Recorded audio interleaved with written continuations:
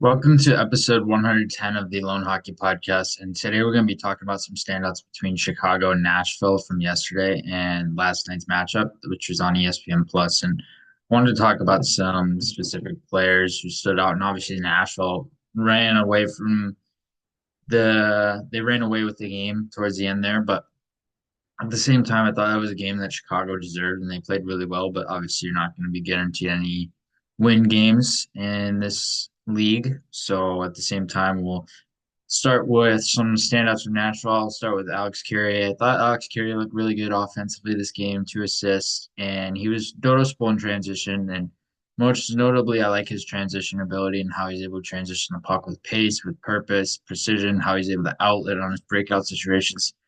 I noticed him mostly in D zone and neutral zone more than the O zone, and he's not necessarily a high end offensive guy, but the guy is very reliable as a puck carrier. He's been more relied upon with his footwork and how he can carry play with that.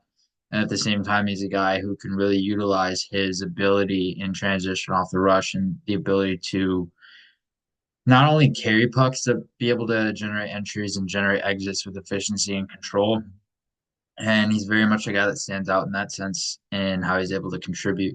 Gustav Nyquist coming off a career year offensively last year, he was really good this game, a goal and an assist, and he really stood out on the offensive side. And I'm not really surprised in that sense. And Nashville, they're really looking to get going offensively this year. Steven Stamkos has been off to a slow start.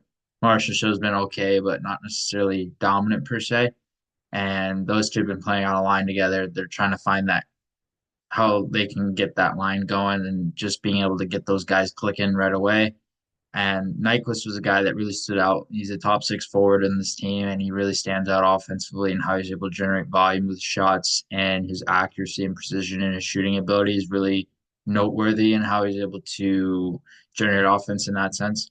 Luke Evangelista is off to a really good start this season. I liked his game last night, and I've liked his game all season thus far. He had an assist, and I believe he's around point per game. I believe he's up to 5 or 6 points in 7 games, somewhere around there. I could be mistaken, but it's somewhere around that mark. And Evangelista, ever since he was drafted, what I most noticed about him was his compete, even more than his offensive ability. Because I know now, watching him last year and watching how he's transformed this year, he could become a really reliable offensive player as a top six forward. But having that compete, having that checking ability, having that forecheck ability has allowed him to really be a foundational player for Nashville. And he's going to be relied upon even more in the future for this team to be able to contribute offensively and also be able to be a guy who can contribute in all forms of situations as well. Philip Forsberg, he had a dynamic rush goal. I wrote about it today on my Lone Hockey newsletter on Substack and LinkedIn if you guys want to check that out. I wrote about that and the dazzling goal that he had. That was his lone point in the game, but it was unbelievable. Really nice goal. And what I really noticed about it was how so he was off the rush. He was coming as F2 into the zone. And then once he got into the zone, he was one on one versus Nolan Allen because TJ Brody was trying to double team Nyquist and Connor Bedard on the track back was trying to double team him as well. And it did not work. And so with Forsberg on the entry scenario, like I said, is F2 into the zone. He comes into the zone. He's able to go through the feet and the hands of Nolan Allen, so it negates his ability to defend stick on puck. So he gets through, splits both defensemen. Then he's able to get in route to the net where Mrazek's trying to poke at him. And Mrazek's an aggressive style goalie, so he does this a lot. He tries to poke at him, he misses, and then Forsberg, what he does, he goes backhand to forehand, and then he's able to shoot and score very effortlessly on the far side of the net. Excellent goal. I love the goal. And he was really good all throughout this game. So underrated in terms of the talent that he is and the market that he's playing in has to be a reason why he's still underrated. But coming off a career year offensively last year, almost had 100 points. He was dominant last season. I'm really looking forward to seeing how he plays this year. He's a really fun player to watch. He's really electric at his best as well. Tommy Novak was really good this game. Again, similar to Evangelista in that sense, where I noticed his checking ability and the offense later. I noticed his offensive ability. He has a dual threat style ability to his game, similar to Evangelista as well. But I noticed the checking game most out of Novak and his track back, how he's able to track on the forecheck, how he's able to hunt pucks, but also how he's able to track back in neutral zone situations and being able to get back with speed is something that I've noticed and I noticed him doing yesterday. He was really good in that sense. And then we'll get to, and I thought Cole Smith was another player that was really good. We could talk about Roman Yossi and Brady Shea. Brady Shea's off to a slower start. I don't envision that contract playing out well long term for Nashville. But Roman Yossi, him being able to play his offside is just a testament to what he's able to do. He's already so elite offensively, and the ability to contribute offensively on your offside is even more impressive. And Zach Leheru, I believe that's how you say his name correctly.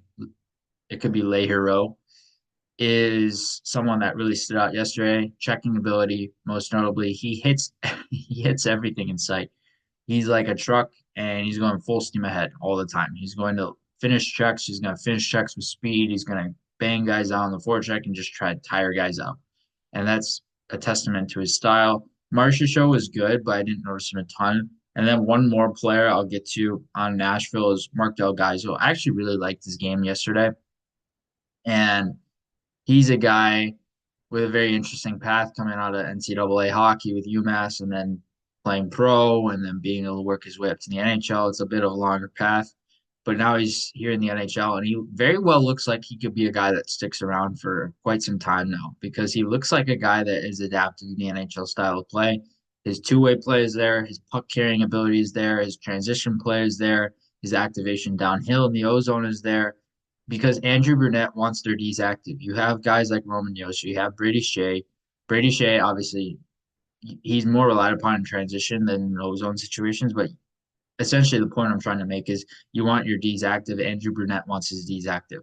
Andrew Brunette was a player in his career that he was very productive offensively, so it's no surprise why he wants activity from the D's because he was an offensive minded player himself as a forward, which is still a little different. But in that sense, he still wants to play stylistically with D's active into the play and in transition. So Roman Yossi, they essentially have systems built around Roman Yossi because Roman Yossi is so dominant offensively.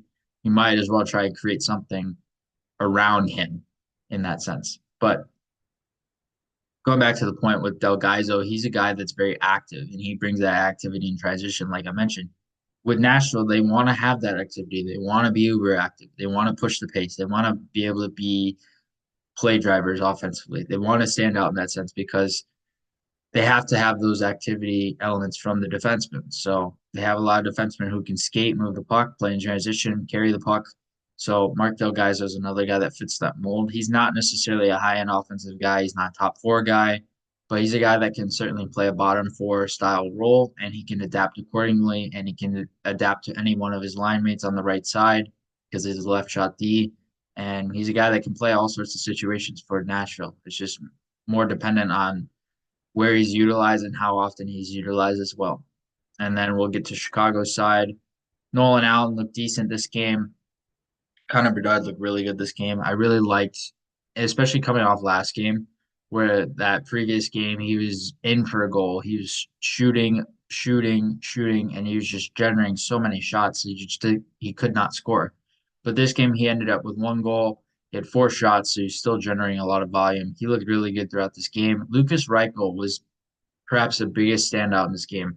From the first period on, in the first period, he was generating off the rush with so much speed, so much flair, so much creativity, so much manipulation one on one.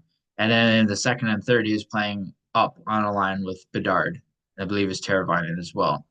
And he gelled really well there. But I thought the first stages of the game were his better stages of the game because he was dominating offensively and he was able to control situations so effortlessly.